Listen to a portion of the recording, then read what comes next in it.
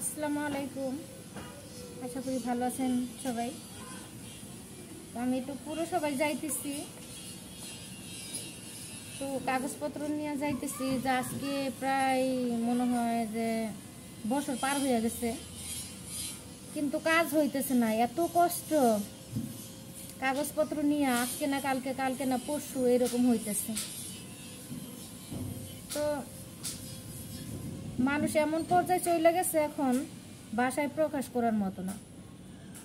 যেখানে যাব সেইখানে টাকা, যেখানে যাব সেইখানে টাকা, কোনো একটা কাগজ টাকা ছাড়া বের করা যায় না। তো খুব বিপদের মধ্যে আছি। আমাদের মতো সাধারণ মানুষ যারা আমরা গরিব মানুষ, তাদের জন্য অনেকটা খারাপ হয়েছে। বড় লোকের তো কোনো সমস্যা নেই, বড় লোক ভালো আছে। তো আজকেও যাই, দেখি কি অবস্থা, কাগজপত্র ঠিক করতে পারি কিনা। তো সব দিকে দৌড়াদৌড়ি করে, পেটেও ভাত দেওয়া লাগে। তো এটা তো বুঝে না, যদি বুঝতো তাহলে পুরসভার লোকজন এরকম করতো না।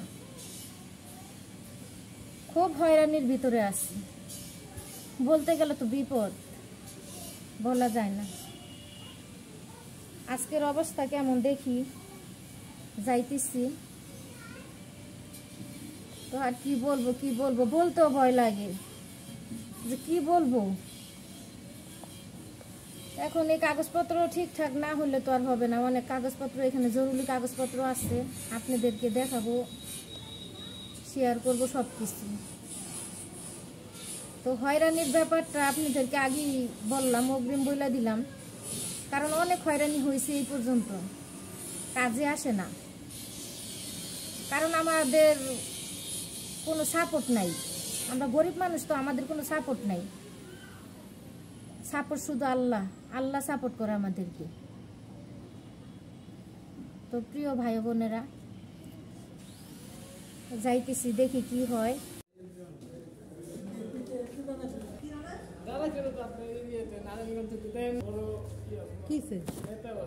মনে করেন যে পুরসভায় আসলে, বুঝছেন, এখানে হয়রানির কোনো শেষ নাই। আবার বলছে রবিবারে আসার জন্য, আসলে দুঃখজনক। যদি একটা কাগজ তৈরি করতে এত দিন লাগে, এত কষ্ট, আবার টাকা, এত টাকা লাগে, তাহলে মানুষ কোথায় যেয়ে দাঁড়াইব? খালি টাকা আর টাকা। পুরসভায় আসলে টাকা আর টাকা, টাকা ছাড়া কোনো কাগজ হয় না।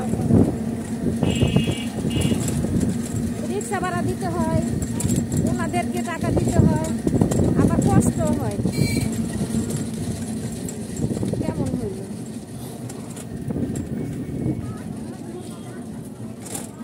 বললেই সমস্যা, সত্যি কথাটা বললেই সমস্যা, তুললে ধরলেই সমস্যা।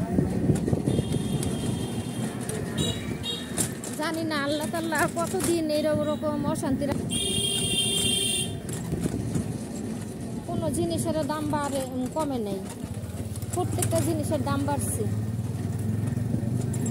এই শীতের দিনে দেখেন নাই আমরা তরকারি কত কম দামে খাই, আর এখন দেখেন তো এইবার তরকারির দাম কম, বাজারে দামের জন্য যাওয়াই যায় না, ঢোকাই যায় না বাজারে।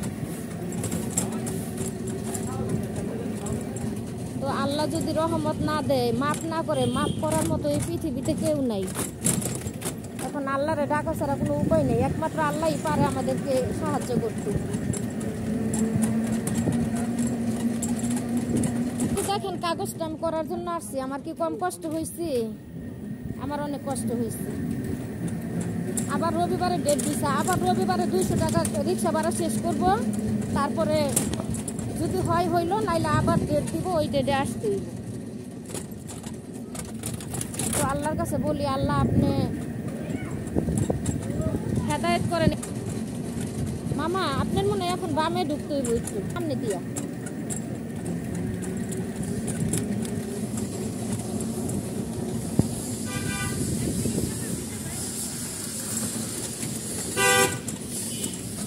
এই ছেলেটা অনেক ভালো, এই ছেলেটা রিক্সা চালায়, অল্প বয়স, খুবই অল্প বয়স, কিন্তু অনেক ভালো ছেলে, অনেক অনেক ভালো ছেলে। দেখেন একদম বয়স কম।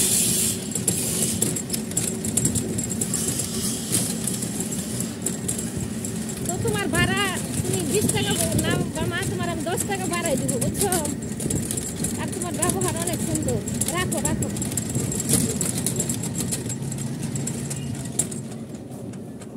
তো আইসা পড়ছি, খুব অশান্তিতে আছি মামা বুঝছো। কাগজপত্রগুলো নিয়ে আমি খুব অশান্তির মধ্যে আছি, কাগজপত্রগুলো আমি করতে পারতেছি না। নাও, এই যে দেখেন 50 টাকা দিলাম, কিন্তু আমার 20 টাকা ফিরাই দিব, 10 টাকা বকশিস। আমি তো গরিব মানুষ, আমার তো কিছু নাই। তারপর আমি চাই যে দেশে শান্তি আসুক, আর এরকম পোলাপান সবার ঘরে ঘরে হোক। অন্য রিক্সাওয়ালারা তো আসতেই চাইছিল না, এই ছেলে আসছে, অনেক ভালো ছেলে, আল্লাহ তার ভালো রাখুক, অনেক ভালো ছেলে। এই যে দেখেন, সেই একদম অল্প বয়স, হয়তো 14-15 হবে বা হাই 16, তার উপরে না। আপনারা ওনার জন্য দোয়া করবেন, উনি যেন গাড়ি চালায় ভালো থাকতে পারে, সুস্থ থাকতে পারে, সুন্দর জীবন লাভ করে। আচ্ছা থাকো বাবা, হ্যাঁ। তো আল্লাহ হাফেজ, সবাইকে ভালো থাকবেন।